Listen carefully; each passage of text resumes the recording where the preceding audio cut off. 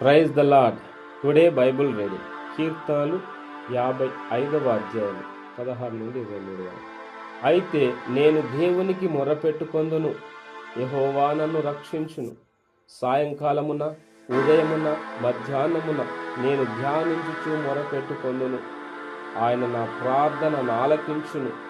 నా శత్రువులు అనేకులయ్యున్నారు, అయినను వారు నా మీదికి రాకుండానట్లు సమాధానము కలుగజేసి ఆయన నా ప్రాణమును విమోచించి ఉన్నాడు.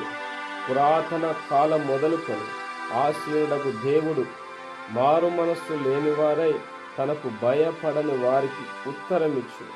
తమతో సమాధానముగా నున్న వారికి వారు బలాత్కారము చేయుదురు. తాము చేసిన నిబంధన నతిక్రమింతురు. వారి నోటి మాటలు వెన్నవలె మృదువుగానున్నవి, అయితే వారి హృదయములో కలహమున్నది. వారి మాటలు చమురు కంటే నునుపైనవి, అయితే అవి వరదీసిన కత్తులే.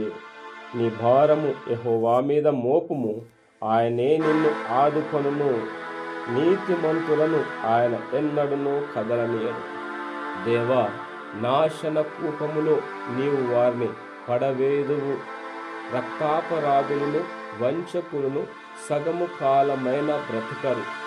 నేనైతే నీ యందు నమ్మిక ఉంచి ఉన్నాను. ఆమేన్. God bless you.